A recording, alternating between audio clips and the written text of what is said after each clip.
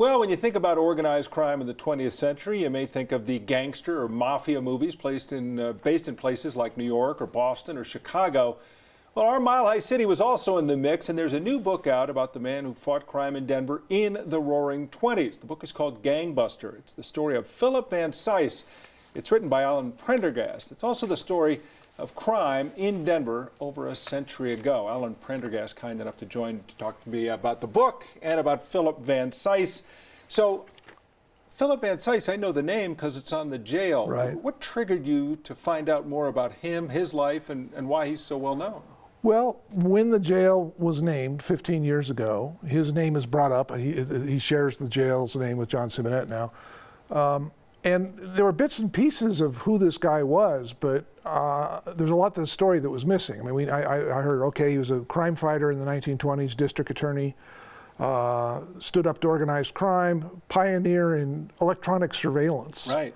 And then, after all of that, cleaning up the town, he took on the Ku Klux Klan, which was in the process of taking over state government. And I thought, wow, this is a heck of a story, but where's the rest of it? So why was Denver known as the Big Store?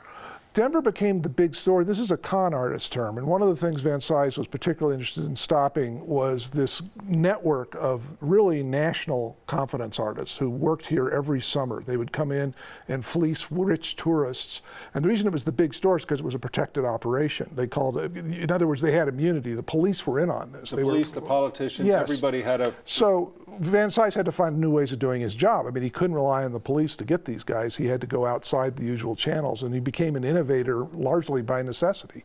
It's funny because we're going to talk about Lou the Fixer Blonger, but there's a photo in the book of Adolf Duff that I think is interesting because it shows the different types of police work that had to take place where he's being helped. Yes. To take a mugshot.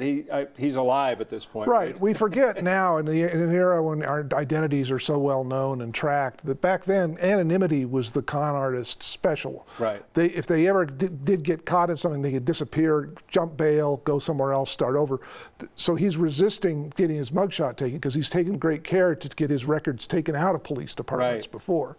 And Van Cise wasn't going to stand for that. They got his mugshot, his fingerprints. That's like death for a con man. So Lou the Fixer Blonger was the guy who really was in charge of crime. And I think as much as this book is about Philip Van Cise, it's also an insight into Denver in the 20s and the crime that was here and the people behind these activities. As you pointed out, we don't think of Denver in terms of organized crime, but this was highly organized. Lou was a guy who had risen through the ranks, had been, a gambler and a swindler, and he insulated himself from all these activities.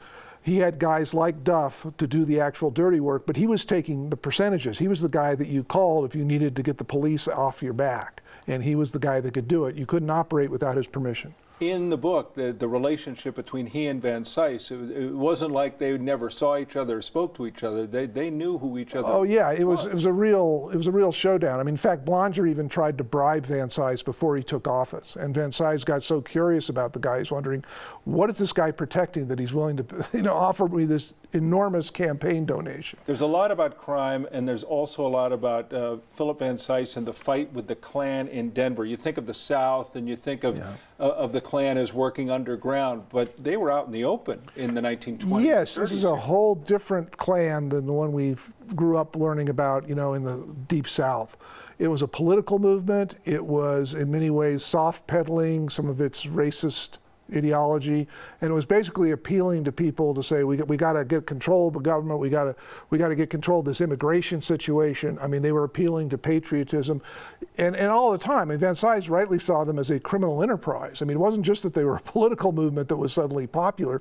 They were taking payoffs, they were arranging bribes, they were incredibly corrupt. In addition to being, this racist hate group. Well, it is a fascinating read because it is relevant, as we just talked about, to where we are today.